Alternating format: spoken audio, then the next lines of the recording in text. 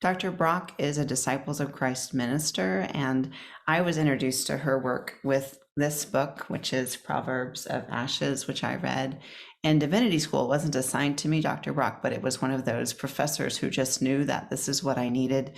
If you've not read it, I would encourage you to do so. It's co-authored between Dr. Brock and Rebecca Parker, and it is a feminist critique of Christian theories of atonement, and it is powerful and gave me words around concepts I needed words around, and I'm just indebted to you, Dr. Brock. She also wrote, that's a little show and tell, Saving Paradise, and these are not her only works, but she's written many things. And Dr. Brock, what an honor to be with you today, and we are just glad to learn from you. So take it away. Thank you. All right. Thank you very much. It's great to hang out with Baptists. I was actually baptized by a Baptist minister in high school. So, and his daughter was my best friend in high school, and we're still good friends, even though theologically we have diverged quite a lot since we were in high school. Thank you all for hosting me, and I'm delighted to be with you. I'm going to begin with a story which explains this talk I'm going to give, which is that after Rebecca Parker and I wrote Proverbs of Ashes, which was a memoir-style critique of the atonement, looking at its impact on people's lives rather than an academic treatise, we decided that even though we thought we'd made a pretty good case against atonement theology, we probably needed to write more scholarly work that demonstrated that we weren't just making things up out of thin air, that there were grounds for objecting to the atonement that had emerged in much of feminist theology in the 80s and 90s. And that case needed to be made in a more formal way. So that's how we were working on our next book. And we would often go in the summers to her cabin in Puget Sound on Willachet Bay and enjoy the birds and weather there as we did research and worked on our next book. And about a year into that, we were sitting on the deck of her porch or her deck, and she was reading a book and I was reading a book, and she says, "Whoa," she said, "listen to this footnote." And I said, "Okay." And she said, "There are no images of Jesus dead in Christian art until the year 960. And I said, "Wait, what?" And she said, "It's in this book. It's a footnote. It says there are no images of Jesus dead in Christian art until the year 960. And we said, "No. How could that be? If the atonement is the center of Christian faith, how could it be that for a millennium almost, a church never showed it, never showed the crucifixion?" So we actually weren't sure it was true. So I knew an art historian, an Eastern Orthodox art historian who knew that era. And I said to her, "Is this true?" We emailed her. I said, "Is this true?" And she said, "Yes." She said, it's kind of known by art historians, but nobody makes much of it. And I said, "Well, as a theologian, I want to make something of it." And she said, "Well, I wrote a master's thesis one time about that. And about when the imagery changed and the crucifixion appeared." And I said, "And what's the reason you think it appeared?" She said, "Well, it's clearly tied to differences in Christology, East and West, because the Eastern Church never really gave up the older iconography, and the gory, awful crucifixion images that are on all our eyeballs from years in Western art, they're just not done much at all in Eastern Orthodoxy, and they were absent for 900 years. So we thought that we took a trip to Istanbul and to Rome. And Dr. Brock, I'm so sorry to interrupt you. Your microphone is hitting your beautiful jewelry, and it's and tapping. You move down here. Let me just take my earrings off. Oh, this thing. It's on where your neck is. It's on my pin. It also is hitting my earrings, I think. Okay. We're just getting a lot of noise. Okay. Yes. Thank you. All right. So we want to hear and you. I'll just hang this up over here. Or I could take the pin off. I am so sorry, but thank you. All right. No, thank you for noticing. So anyway, so we decided to make this trip to Rome to see all the ancient churches that had any art in them that we could see and look for a crucifixion. So we called our trip the Case of the Missing Corpse. And we went all over, and we actually couldn't find one before 960. And we did visit the one from 960. And so then I decided to take an art history course at Cal Berkeley. They had a great art history program on art and late antiquity with a very senior professor there who let me audit his course. And as I was sitting in the course for weeks and weeks and weeks, and we were looking at early Christian art, like hundreds of images a week, I suddenly realized that what I was seeing was mostly art about paradise. And I thought, oh, that's kind of icky, because Christianity's been accused of being a death cult, fixated on the afterlife, sort of otherworldly, pessimistic faith. And I thought, so all this paradise stuff might not be such good news. So I went to the library and looked up some books on paradise and history. And I found an interesting book published in 1996, and it had 14 pages in the first chapter that followed the idea of paradise from ancient Sumer, which is connected to Genesis through Abraham and Sarah, who were from Sumer, all the way up to the 4th century in Christianity. And the author just flat out says, and he quotes ancient theologians to demonstrate this, he says, the ancient church believed that the church was paradise in this world and that paradise was on the earth.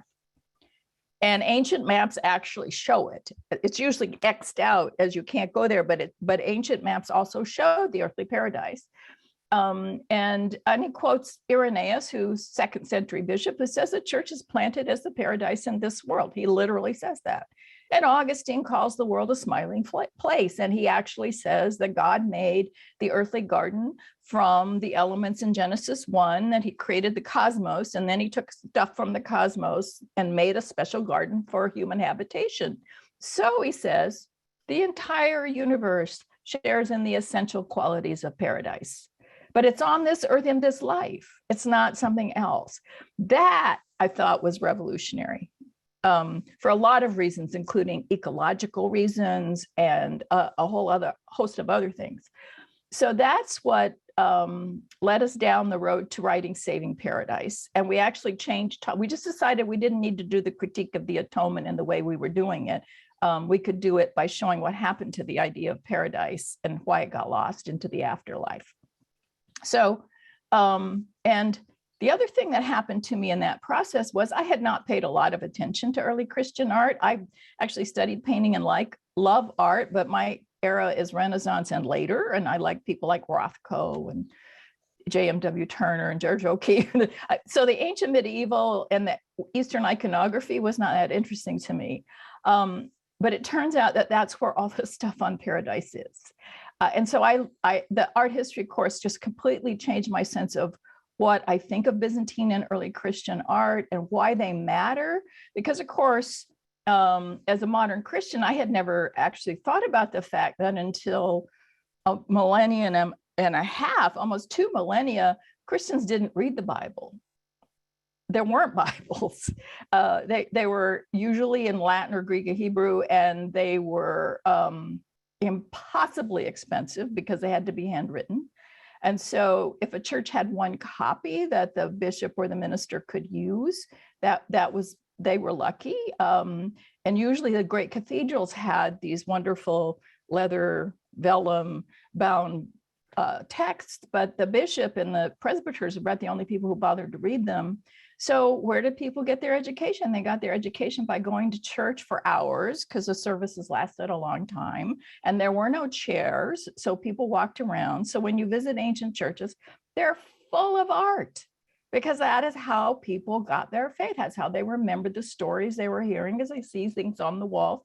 And of course, this was the puzzle when I first visited those ancient churches is why are there are no images on the walls lower down? Well, of course, if people were standing, they wouldn't see them. So all the images start a register up from the floor.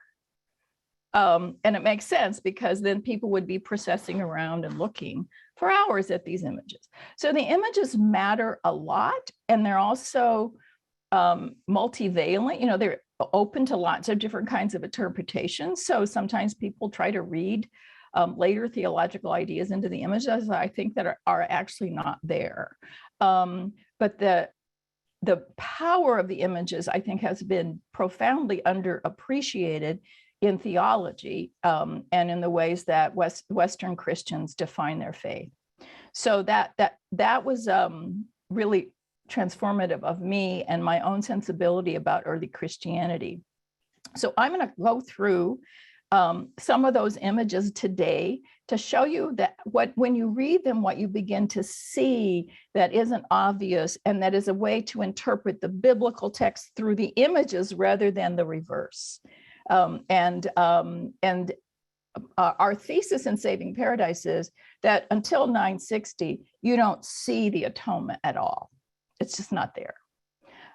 So I'm going to share my screen now because, of course, now we have to look at all these images that are so amazing.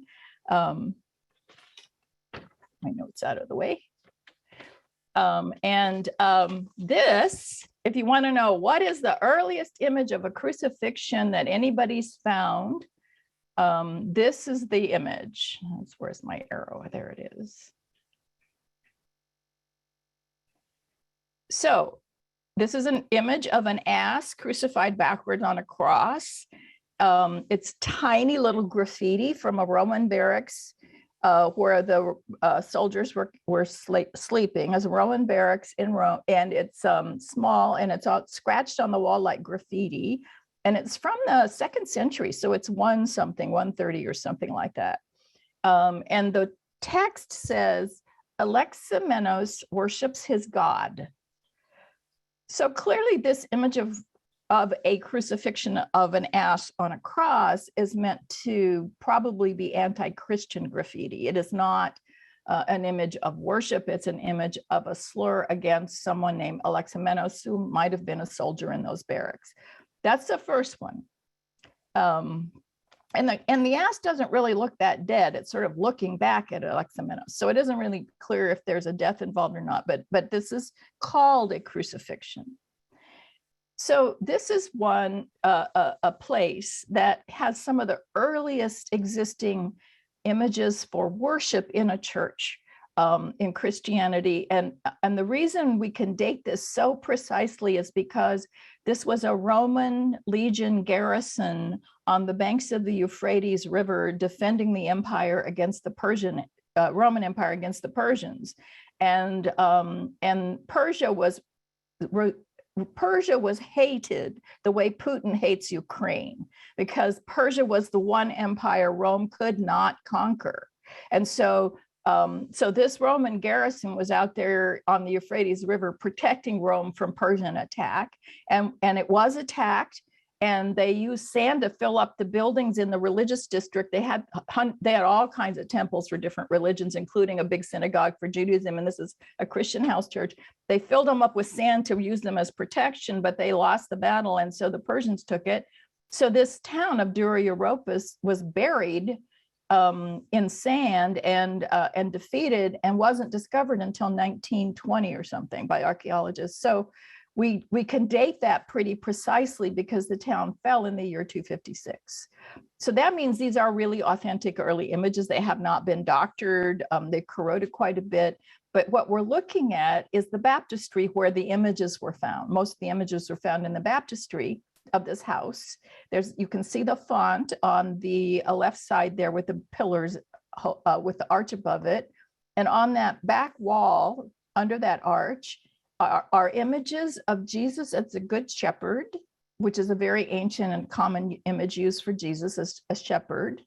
And then there's images of Adam and Eve in paradise on that same wall. And that may be an indication of what's going on with baptism. But around the walls that surround the little baptistry, you will also find the Samaritan woman drawing water from a well, the paralytic who was healed, carrying his bed, Jesus walking on water. And you can see this image a little there on the right side is women going to the tomb. So it looks like we have Jesus as a good shepherd, Jesus as a healer, and Jesus as a miracle worker, and his resurrection. There is no evidence there was any depiction of anything related to the Passion story here, except the resurrection, which I think is interesting.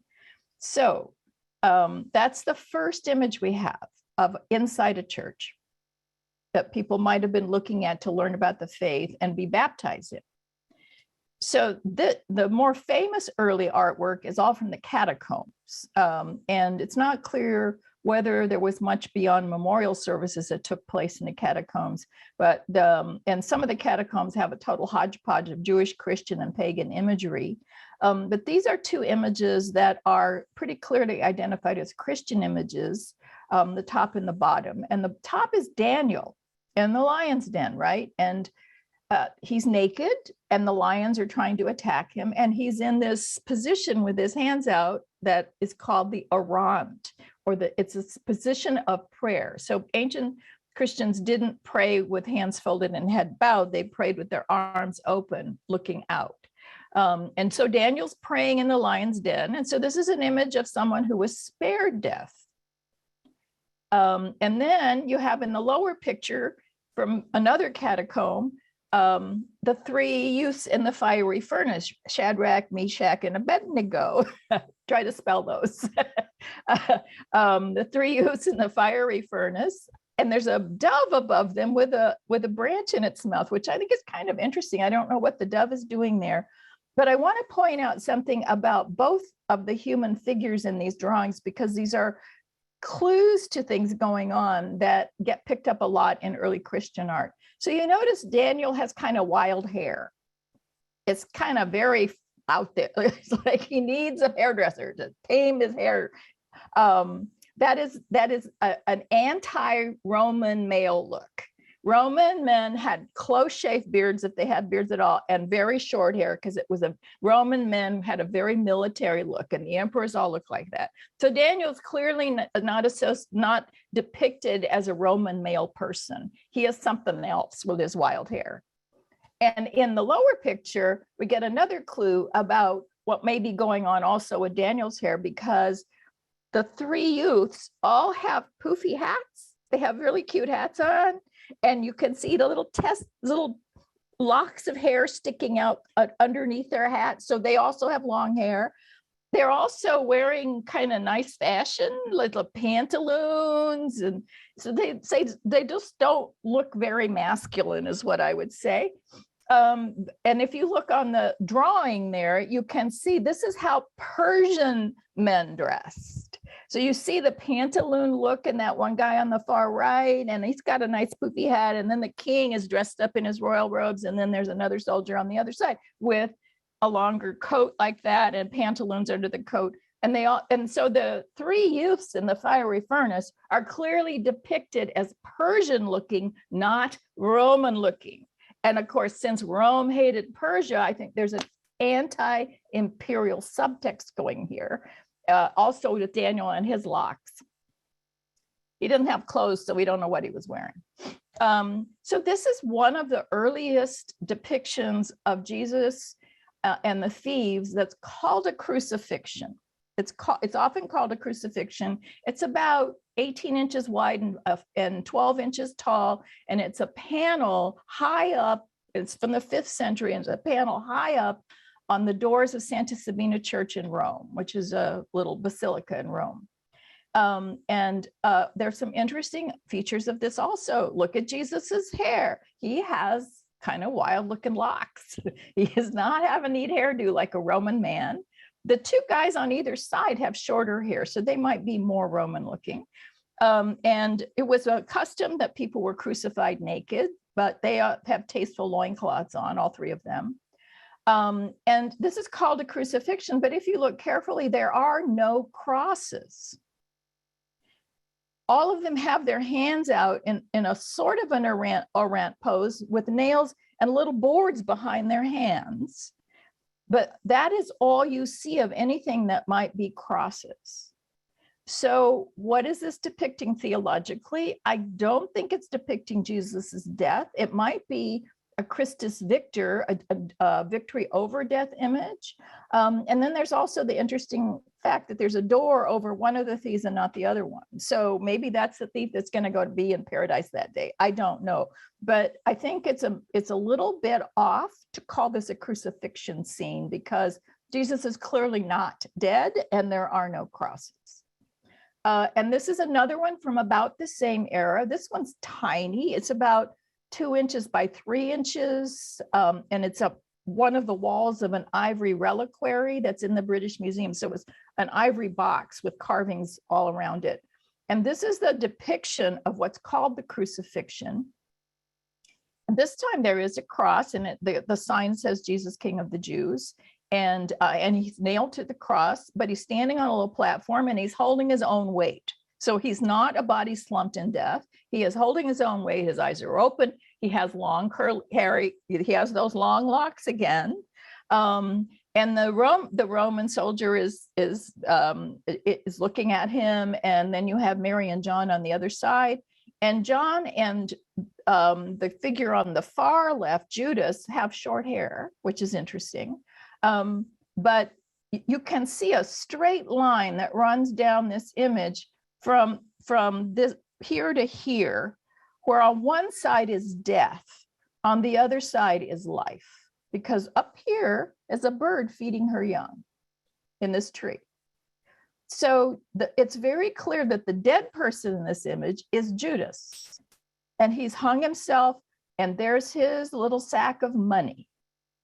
So here you have payment for betrayal as an image of death, and Jesus having been crucified, I think, again, having defeated death.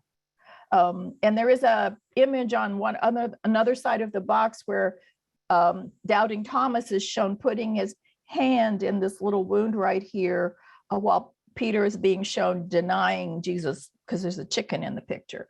But so I think this is ambiguous if you want to call it a crucifixion, because it seems to me that the right panel is a representation of life rather than death. So up at the top here is the first image. This is the 960 image. It's in the cathedral in Cologne, Germany. It's clearly Jesus's body is slumped. All of his weight is being carried by his distended arms. His eyes are closed. His mouth is gaping open, and he's wounded and bloodied, and his knees are slumped sideways. So he's not holding his own weight. So that's the clearest image of him dead. And about the time this image appears, a whole bunch of them start to appear in Northern Europe. And eventually you get the extremity of depictions of crucifixion in the 14th century, 15th century. This is the Grunewald altar, and it's called also the Isenheim altar. Grunewald was the artist who made this painting. And in it, Jesus barely looks human. His body is riddled with thorn sticking out of it. He's bleeding. He's got the crown of thorns in his blood, his face. His fingers are distended from the pull on the nails.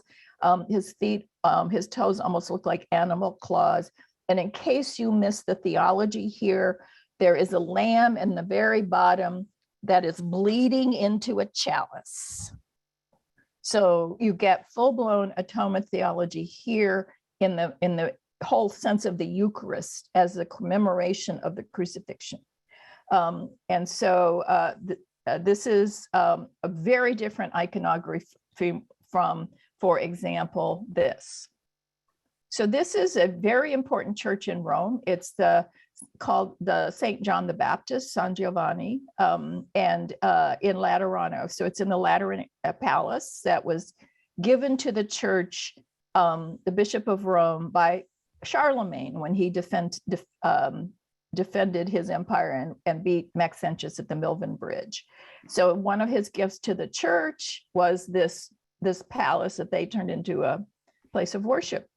And so there you see that the Jesus at the very top is in the blue sky in the heavens with his golden halo.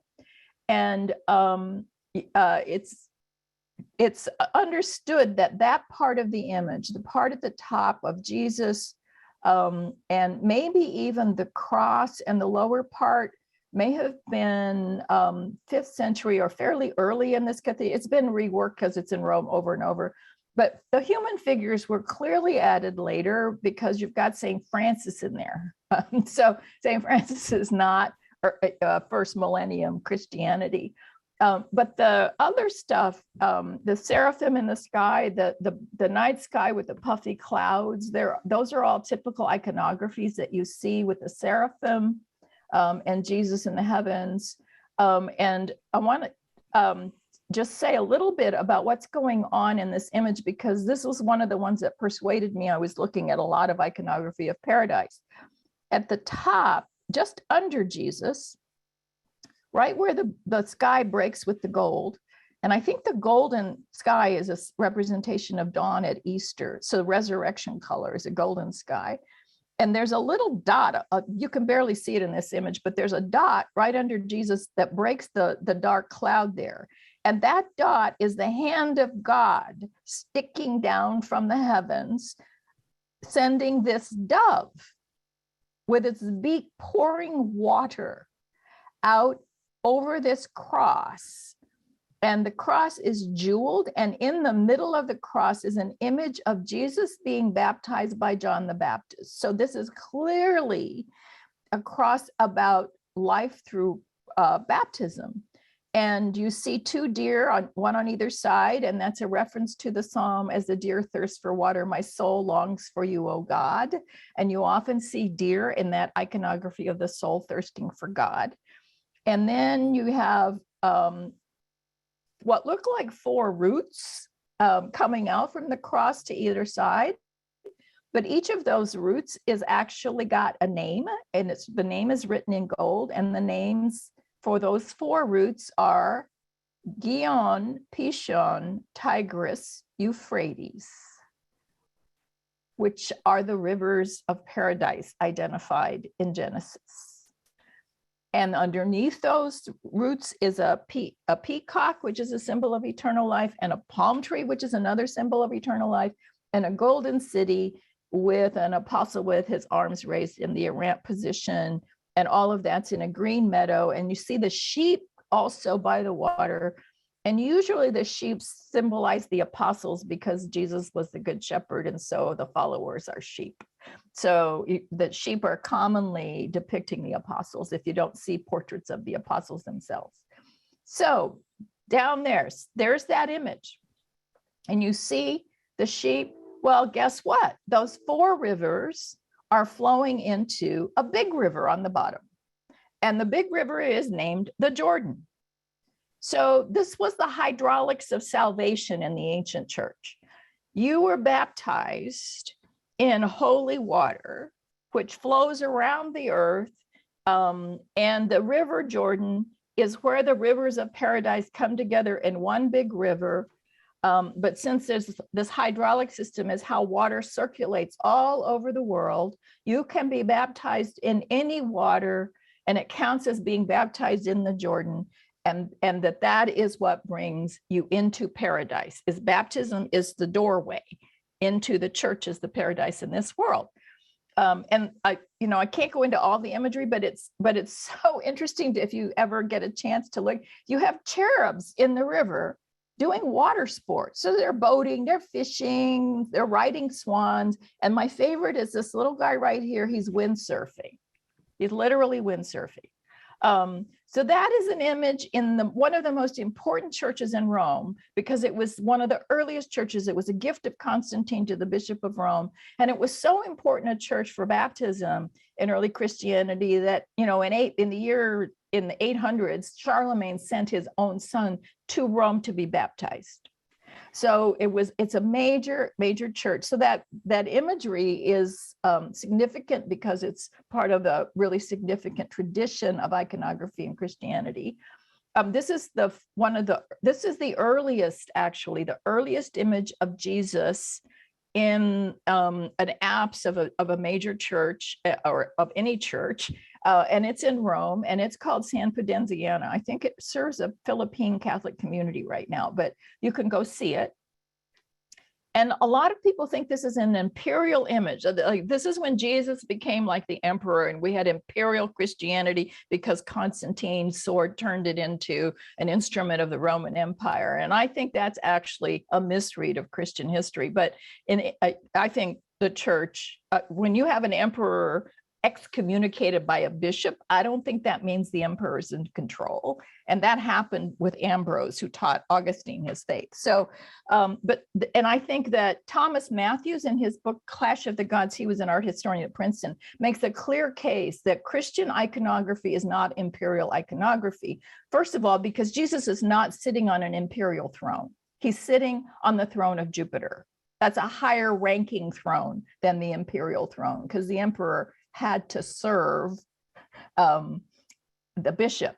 So if he was a Christian. So this is Jesus actually, I think, teaching the College of the Apostles.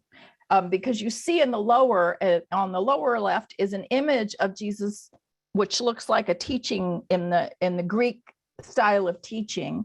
And on the right is another image from the catacombs of a medical lesson. So this is somebody teaching doctors with a corpse in front of them. So Jesus is, and the other reason that Matthew says that this is not an imperial image for Jesus is that whenever an emperor was in audience and he was seated, nobody was allowed to sit. So if this were an imperial image, all the apostles would have to be standing. Where we get the word standing committee, by the way, when we talk about standing committees, is because nobody could sit in the presence of a sitting emperor. So this is not an imperial image. It's a different image of something going on with Jesus and the apostles. And the women are holding wreaths, and there's the 4 beasts up there. And then there's a golden cross in the sky, a jeweled golden cross. And when you see crosses in early Christianity, they're not old rugged crosses. They're often jeweled and glorious and beautiful in some way, because they don't symbolize atonement, they symbolize resurrection. So, and I'm going to have to go fast because I think I'm getting close to running out of time. This is San Vitale. Ravenna is the city where, if you want to see early Christian art, is the place to go. It's a World Heritage Site, and the art is very well preserved because it's mosaic rather than frescoes. So the images are vivid. And this is another anti-imperial image. You see Jesus on a globe in this is a very tall nave. This is a huge church. It's an octagonal shaped church. And when you look up into the nave area, you see Jesus sitting on the blue globe of the world ruling, and you see on either side an entire register below him, the emperor and the empress, which I put down below you when you see them. They're processing to the risen Christ for the Eucharist feast. And the emperor is carrying the bread, and Theodora, the empress, is carrying a chalice. And interestingly enough, on her coat are images of the Magi, the 3 kings, which is sort of interesting. But this is a boy looking Jesus ruling over, and the emperor, and the way you can tell is because Jesus is the highest thing you're looking at. And even in the picture of the emperor, in his finery, he's behind the bishop. The bishop is in front of him. That means the emperor is subordinated to the bishop. That's how they sort of ranked people in art. And then this is baptism in Ravenna. Upper one is an Arian baptistry, and the lower one is an Orthodox baptistry. They're very similar in a lot of ways. The River Jordan is a god. In the lower one over on the right side, that's the River Jordan. Right there is a god pouring out water. And the upper, he's on the left, he's quite large. John is in the upper, sort of placing his hand, a blessing on Jesus's hand, because a dove is putting water on him. In the lower one, John is actually pouring water on Jesus. But in the lower one, Jesus is gray beard and long hair. And in the upper one, he has long hair, but he looks about 14. And there's thought that the Arians wanted to depict him as young to indicate he's really the Son of God, not God himself. And so the Arians tended to depict Jesus in a role as son. I don't know if that's the right interpretation, but it's a good explanation for how the biggest difference in the images is the way Jesus looks. So this is that Jesus on the blue globe. And I just want to point out in this image as well, he's sitting on a blue globe, and it's a myth that they thought the world was flat because the ancient Greeks already knew it was a globe. And emperors held globes to show they ruled the world, and Jesus happens to be sitting on one. But again, he looks, I don't know, 16. So this is an Arian, and this was a time the Goths ruled Rome, and they were Arian Christians, and they built most of the churches in Ravenna. And so you'll see a lot of Arian sort of imagery. It's hard to tell from Orthodox, they were so similar. But again, at the bottom of this image, you see it's sitting on a green plateau, which is maybe a mountain of paradise, because there are 4 little rivers coming down into the meadows. So there you have another image of Jesus on the blue globe of the earth and the paradise gardens spread around. And he's often flanked by angels and church officials and things. As I said, that image of San Pudenziana is the earliest one of the College of the Apostles. We know from pilgrim drawings that that part that got built up meant they cut the bottom off of this image. And the pilgrim diaries from an earlier period actually show that the thing beneath Jesus was this image of paradise with all the sheep there, also as apostles, in the triumphant lamb with a halo. And I'm going to show you this bottom image in a different church. It comes from a different church. It's this one from San Clemente in Rome. And I'm going to stop here. I'll show you, I'm going to come back to this image, but I want to show you more in detail this cross that has 12 doves on it. They think that means the apostles. They also think these images are from the 12th century, that they may not have originally been attached to this cross. They're not sure about that because in Rome, lots of restoration work has happened because they have so many earthquakes. And then there's the bottom part, which shows the deer again drinking from the 4 rivers, which are pouring out of the base of that cross. It's like the cross is some kind of tree planted with ferns shooting out its roots and spiraling off into the distance. And the spiraling goes, well, you can see here in the spiraling, there's plants and flowers inside the spirals, and in between the spirals, let me get back to, you will see activities of people writing scrolls and feeding sheep and chickens and just exercising daily life scattered in around those scrolls. So this is a very famous church in Rome also because of this image. It's such a dazzling image. But this is what G.K. Chesterton, who was a 19th century, early 20th century Christian literary arts critic and writer, this is what he saw in this image, which is why I think almost everything we think of as atonement is read back into the images rather than being in the images themselves. This is how he describes this image. The apse is a half moon of gold on the usual pattern, but at the top there is a cloud out of which comes the hand of God above the crucifix. And I don't know if you can see it, but what he's talking to is that the hand of God is reaching down and holding a wreath. And that may be a bridal wreath or a victor wreath. People were called brides of Christ, so it might be a bridal wreath, or they could have been victors over death, so it's a victory wreath. But God is holding a wreath over the cross. But this is how Chesterton describes what he sees.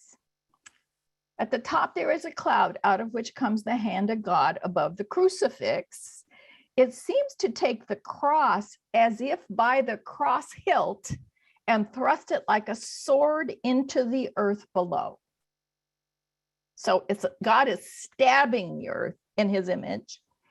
It is impossible to say too much of the fruitful violence of this effect. It is not the normal groping of roots or branches. It is more like the blood of the earth spurting instantly from its arteries at the first wound.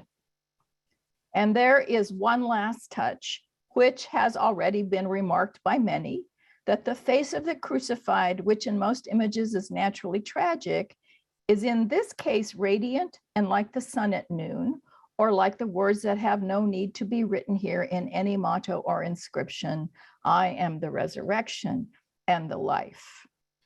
So to get to the resurrection and the life, Chesterton has to have a bloody, violent event. And he sees that in God holding a wreath over the cross as God actually stabbing the earth, and that the green is actually blood. I don't think you have to see that in there. I think that's what he needed to see because he had an atonement-based Christology and faith. So I'm going to stop there because I want to leave a little time for whatever. We have a few minutes left, for conversation or questions. We have just a few minutes, about 5 minutes for some questions, and we have some really great ones. People mostly chatted to me privately.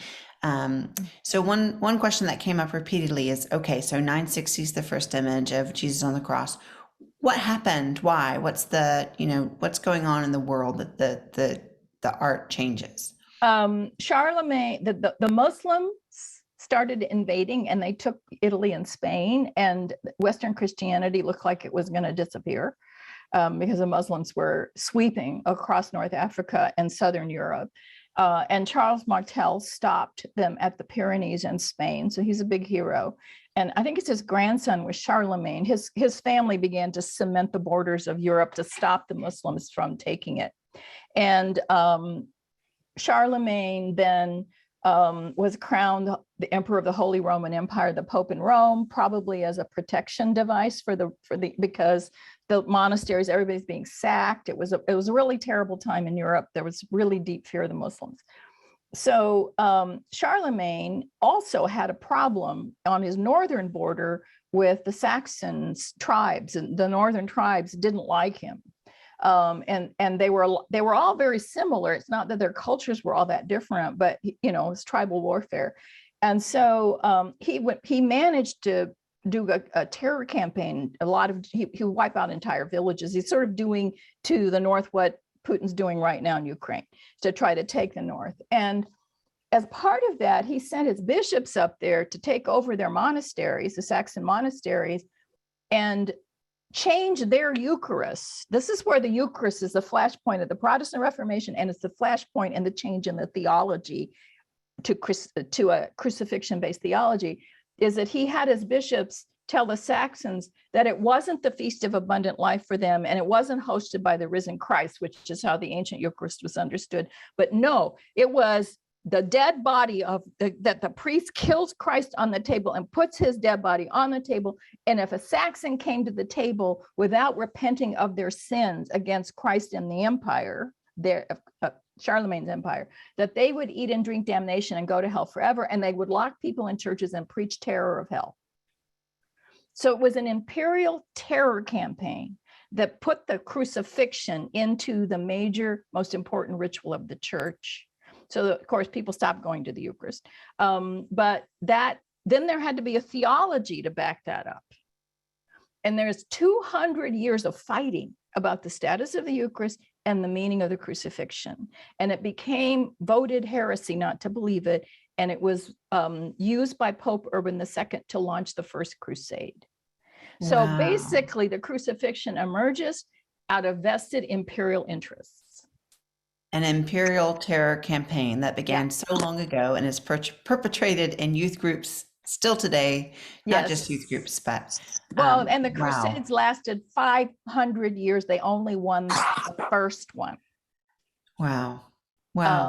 So the Europe crusaded for 500 years, and in the middle of that crusading, the Pope wrote a writ of slavery. So slavery is also instituted in this period. Colonization comes out of this period. So the emphasis on the saving, the way crucifixion is judgment, and terror of hell, all of that is all tied up I think, as war propaganda. It's an imperial agenda. Yeah. And that's why it's so bad. Exactly. Well, I'm so glad that this is not our only chance to hear from you, because I know we've all I'll get into this tomorrow. Yes, thank you. Because we're looking at some of that right now.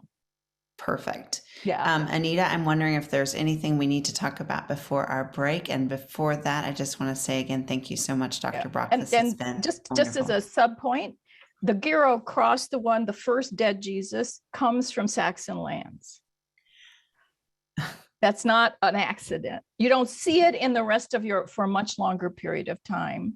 Wow. And so our question is the Giro cross an image of their compliance to this new theology of crucifixion?